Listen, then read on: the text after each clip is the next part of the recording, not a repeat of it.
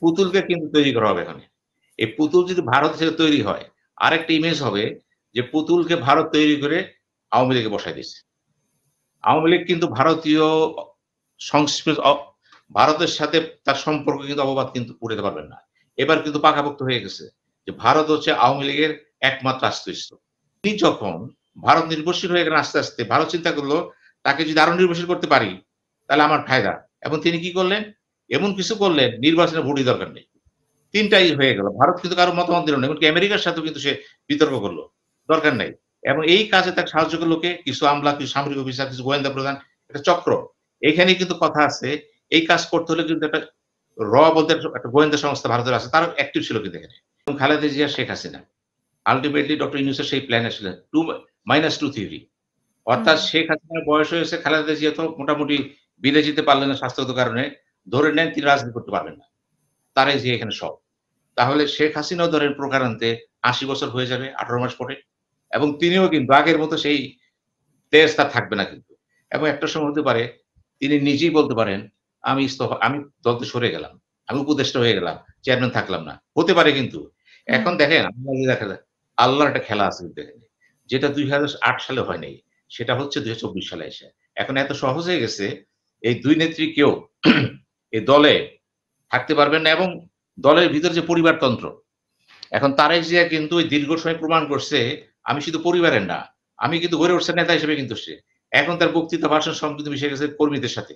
এবং তিনি অনেকটাকে জাতীয়তাবাদী কিন্তু। এখন আগের চেয়ে অনেকটাই কিন্তু বলতে পারেন smart enough to tackle with the situation. এবং সেইভাবে তাকে উত্তরাধিকার বলা যাবে না কিন্তু। নিজের গুণ এসে গুণান্বিত হয়েছে কিন্তু। সমস্যা হয়েছে আওয়ামী লীগকে নিয়ে। আওয়ামী লীগ উত্তরাধিকার কি হবে? যদি মনে করেন পুতুলই হয়, সম্ভাবনা তো পুতুলের। এবং এটা নিয়েও কিন্তু হাসিনার আমলে কিন্তু অনেক কথা আছে এখানে। অনেক এভিডেন্স এর কাজ করছে কিন্তু এখানে। এখন যদি পুতুলে আসে, তা সমস্যা কি দাঁড়াবে? একটা অভিযোগ কিন্তু এখানে আছে আওয়ামী লীগের। সেটা হলো শেখ হাসিনা এই মুহূর্তে কোথায় আছেন? ভারতে। আগে কোথায় ছিলেন? ভারতে। বলা হচ্ছে ৭ বছর ভারতে ছিলেন। এবং ভারত কেন তাকে প্রশ্রয় দিল? কেন তাকে রাখলো? ভারত বিনা স্বার্থে কাজ করে না। আমেরিকাও কাজ করে না। সৌদি আরবও কাজ করে না। কোন দেশ বিনা স্বার্থে কাজ করে না। কোন ব্যবসায়ী বিনা স্বার্থে কাজ করে না। কোন দলও বিনা স্বার্থে কাজ করে না। এখন ভারত তাকে ৭ বছর রেখে দিচ্ছে কি এমনি? তার দুঃখের সাথে সমপর্ক ছিল এবং প্রণব মুখার্জির দায়িত্ব দেওয়া হয়েছিল শেখ হাসিনা টেক কেয়ার করার জন্য। যেই জন্য প্রণব মুখার্জির পুরো একটা প্রভাব ছিল আওয়ামী লীগের উপরে। এইবার দেখেন, এবারও শেখ হাসিনা ভারতে গেলেন। ভারত হুম। তার জন্য সমস্ত দল একমত হয়ে গেল। ঐতিহাসিক ব্যাপার-স্যাপার। পুরা পার্টি তাই একমত হয়ে বলল সে থাকবে। এবং তাকে প্রোটেকশন দিল। এখন যদি তার কোন মানে না এখন তো আসে পাসপোর্টে শেষ হয়ে গেছে কিন্তু এখনো তিনি আছেন। পাসপোর্ট গুরুত্ব আমার কাছে নেই। পাসপোর্ট বাদ দেন। পাসপোর্টটা কি আসবে? ভারত যদি মনে করে উনি সে কোন থাকবে ঠিক পরিচয়ে আছে। আছেন? উনি কি অতিথি হিসেবে রাষ্ট্রীয় অতিথি নাকি? আপনি যেভাবে রাখেন, আছে আমার বাসায় হুম। সে আছে অসুবিধা কি? আমি যদি রাখি, আচ্ছা আমি যদি রাখি তো অন্যের দোষ কি? আমি তো মানা করি নাই। এখন আসেন পুতুলের ব্যাপারটা আসেন। পুতুলকে কিন্তু তৈরি করা হবে এখানে। এই পুতুল যদি ভারত থেকে তৈরি হয়, আরেকটা ইমেজ হবে যে পুতুলকে ভারত তৈরি করে আওয়ামী লীগে বসায় দিছে। আওয়ামী লীগ কিন্তু ভারতীয় সংস্কৃতি ভারতের সাথে তার সম্পর্ক কিন্তু অববাদ কিন্তু উঠাতে পারবেন না। এবার কিন্তু পাকাপোক্ত হয়ে গেছে যে ভারত হচ্ছে আওয়ামী লীগের একমাত্র আশ্রয়স্থল। এবং সেখানে পুতুলও আছে এবং তাকে কেন বিশ্ব স্বাস্থ্য সংস্থার ওই এলাকায় জোনাল চিফ করে পাঠানো হলো? বলা হচ্ছিল এটার পেছনে একটা কারণ ছিল। কারণ ছিল। তো এখন যদি পুতুল ভারতে থেকে ভারতের পরিবেশে তিনি যদি তৈরি হন, তিনি কিন্তু ভারতের চিন্তা ভাবনায় উদ্বুদ্ধ হবেন। তিনি চাবেন ভারতের প্রভুত্ব বজায় রেখে দক্ষিণ এশিয়া কাঠামোতে বিশ্বাস করবেন তিনি এবং তাকে সেভাবে তৈরি করা হবে কিন্তু। যে যত কথাই বলেন, ভারত বিনা স্বার্থে কাজ করবে না এখানে। এবং বিরাট পুঁজি, ভারতের একটা বিরাট পুঁজি হচ্ছে শেখ পরিবার। বলতে হুম, পারেন হুম। বঙ্গবন্ধু শেখ মুজিব চরম ভারত বিরোধী ছিল। আমি চ্যালেঞ্জটা প্রমাণ করতে পারি যে ডক্টর যদি আমার সাথে প্রমাণ করতে পারে যত বড় পণ্ডিত হোক। শেখ মুজিবুর রহমান ছিলেন চরম ভারত বিদ্বেষী। এবং যিনি যখন দেখলেন যে স্বাধীন হয়ে গেছে তার বলার কিছু ছিল না। তারপরেও কিন্তু তিনি ভারতের বিরুদ্ধে তার পদক্ষেপ ছিল কিন্তু অন্যরকম। তো সেই জন্যই বললাম যে প্রকারান্তে পরিস্থিতি যেমন শেখ হাসিনাকে ভারত তোষণনীতি করে দিয়েছে, পাশাপাশি আপনার এখন পুতুল যদি তৈরি হয়ে যায় এবং শেখ রেহানা তো সেখানেই আছে। অর্থাৎ বঙ্গবন্ধু পরিবারটাকে ভারত লালিত-পালিত করে তাদের চিন্তাভাবনার সাথে একটা রেখা তৈরি করেছে, সংযোগসূত্র। এটা কিন্তু সেনাবাহিনীও জানে, জেনারেল ওয়াকারও জানে, ইউনূসও জানে। এবং সেই কারণে এখন আওয়ামী লীগ কিন্তু লায়াবিলিটিস না কিন্তু। আওয়ামী লীগ যেহেতু ভারত সম্পর্কী দল, এই দলটাকে ইচ্ছা করলে আপনি কালকে শেষ করে দিতে পারবেন না। এখানে ভূ রাজনীতি আছে কিন্তু। সবসময় চিন্তা করবেন, যেমন আমাদের একজন বলেছেন, সম্ভবত আসিফ বোধহয়, তথ্যমন্ত্রী নাকি হতে পারে। উনি বলেছেন, ভারতের সাথে কথা বলবে চোখে চোখ রেখে। একেবারে ছেলে মানুষের মতো কথাবার্তা। হুম, আপনি চোখে চোখে ব্যবহার করেন। এই যে আবেগপ্রবণ কথাবার্তা তো, এইজন্য বললাম রাষ্ট্র পরিচালনার ক্ষেত্রে কিন্তু আরেকটু ম্যাচিউর এর প্রয়োজন আছে। এই সমস্ত কথা বলে সম্পর্ক নষ্ট করেন না কিন্তু। এই নষ্টের ব্যবহারও না। আবারও বলছি না, দেখেন, ওদের তো আসলে মানে জবেরই অভিজ্ঞতা হয় নাই। সেখানে ওদের ছাত্র থেকে উপদেষ্টা, সেখানে ওদের ভুলভ্রান্তি তো থাকবেই। যারা বসিয়েছে তারাও তো নিশ্চয়ই জানে যে তাদের ভুলভ্রান্তি থাকবে। কথা বলে দেখেন, উদাহরণ দিই একটা আমি দেখেন। এই হুম, প্রেক্ষাপটে আসেন। হুম, ইলিশ মাছ নিয়ে হলো। এখন আগে দিছিল কত? ৫০০ টন। আসিফ নজরুল কি বলেছেন? অনেক কথা বলেছেন।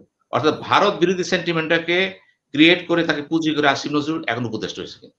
খেয়াল হুম, করবেন কিন্তু। হুম, হুম, এখন আসিফ নজরুল কি আসলে ভারত বিদ্বেষী? গভীরে যেতে হবে কিন্তু আপনাকে। কথা কাজে মিল থাকতে হবে কিন্তু।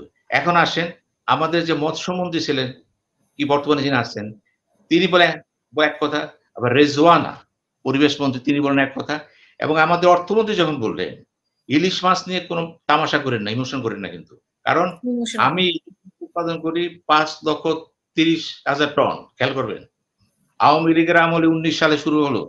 দিয়েছিল মাত্র ৫০০ টন, ১২০০ টন, ১৩০০ টন, ১৬০০ টন। এবার ৪ পানি। মাছ পায় নাই হুম, কিন্তু। এইবার দিয়েছে হুম, ৩,০০০ টন কেন? বিশেষ কারণ ছিল দুর্গাপূজা। এখন কোন ইলিশ? হুম, আপনাকে বুঝতে হবে। আমাদের মন্ত্রী সাহেব বলেছেন, বাণিজ্য মন্ত্রী, যে মেঘনা ঘাটের একদিনের তো একদিনেরও না এটা। সেটা কথা না কিন্তু। ইলিশ কিন্তু মূলত ৪ প্রকার। আবার আছে নদীর ইলিশ, সমুদ্র ইলিশ। আবার নদীর ইলিশের মধ্যে কিন্তু বেস্ট ইলিশ হচ্ছে পদ্মার ইলিশ। হুম, ভারত চাচ্ছে আপনার পদ্মার ইলিশ কিন্তু। এটা খেয়াল করতে হবে। পদ্মার ইলিশ কিন্তু সবচেয়ে ভালো। কারণ এটা রূপালি, এটা মজার, এবং এটা দেখতেও ভালো, ঘ্রাণও ভালো। এই ইলিশটার চাহিদা কিন্তু ক্যালকাটায় বেশি কেন? হিন্দু সমাজ পূজার সময় এটাকে চায়।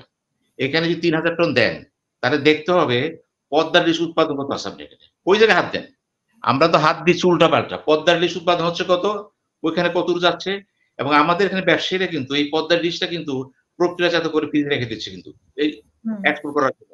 এবং যাচ্ছে কিন্তু স্মাগলিং ওয়েতে। Mind it. যারা বড়, বড় কথা বলতেছে, তাকে জানেন যে স্মাগলিং কি পরিমাণ মাছ চলে যেতেছে ক্যালকাটা বাজারে? ওটা থামান না কেন? ওখানে কথা বলেন না কেন? এখন বাণিজ্য মন্ত্রী ভালো কথা বলছে। উনি বলেছে, এইটা তো আমি $৩,০০,০০,০০০ ডলার দাম। অর্থাৎ ৳৩৫০ এই মাছটা যদি যায়। তাহলে হুম, আমি যে আবার ভারত থেকে আনতেছি রুই মাছ, খেয়াল করেন পোয়া মাছ, কাসকি মাছ, শুটকি মাছ, ওটার দাম কিন্তু এই। অর্থাৎ এই টাকা দিয়ে ওইটা আমি আনতেছি। অর্থাৎ আমি দিচ্ছি, নিচ্ছি। এই যে ব্যাপারটা আমদানি রপ্তানি, এটা কি আমাদের এই জেনারেশনের পোলাপান বুঝতেছে? বা যারা ইউটিউবার আছে, বড়, বড় কথা বলতেছে, ফাটায় ফালাইতেছে, দেশ উদ্ধার করে ফেলাইতেছে, তারা কি বুঝতেছে আমদানি রপ্তানির উদ্দেশ্য কি? আমাদের তো ফরেন কারেন্সি দরকার। কে বলেছে? রিজওয়ান হাসান বলেছে। কে বলেছে? আমাদের মন্ত্রী বলেছে। এখন আসেন, বিরোধিতা করলো কে? মৎস্যমন্ত্রী। তো মৎস্যমন্ত্রীর সাথে বিরোধিতা হলো কেন? প্রকাশ্যে বিরোধী আসা কেন? এই যে প্রকাশ্যে হুম, বিরোধিতা করলে আপনি জেনে রাখেন তার কপালে দুর্যোগ আছে। কারণ তিনি কিন্তু একটা কঠিন জায়গায় হাত দিয়েছেন কিন্তু। মাছটা বড় কথা না। বড় কথা হলো ভারত বাংলার সম্পর্কের জন্য কিন্তু বর্তমান সরকারও কিন্তু ব্যতিব্যস্ত হয়ে গেছে। আগে আপনি যাই বলেন, অদ্ভুত ঘটনা কি, যখন ওই মাঠে থাকেন, খালিদ যখন চেয়ারে বসায় দিবে, কিন্তু কথা আসবে। কিন্তু কথা আসবে। আপনার যারা ভারত বিরোধিতা করতেছে তাদেরও তো যুক্তি আছে যে এই ভারতের পরামর্শেই যত কিছু করার মানে যত আ মানে অকাজগুলা করার, অনৈতিক কাজগুলো করার সেটা তো শেখ হাসিনা করেছে এবং ভারতের সাথে বেশি ধরম-মহরম এবং ভারত কিভাবে এই শাসককে রেখেছে, স্বৈরা শাসক যদি বলে আমি বলে আমি অনেকে। আমি তো আপনার সাথে একমত। ২০১৪ র পর থেকে এই ৩ টি ইলেকশন হিসেবে দেখেন। প্রত্যেকটা ইলেকশন ভারত অকুণ্ঠ সমর্থন আওয়ামী লীগকে দিয়েছে। কেন হুম, দিয়েছে? ভারতের জাতীয় স্বার্থ ছিল, আমরা যদি শেখ হাসিনাকে জনগণ থেকে বিচ্ছিন্ন করতে পারি, তাহলে শেখ হাসিনা আমাদের উপর নির্ভরশীল হয়ে যাবে।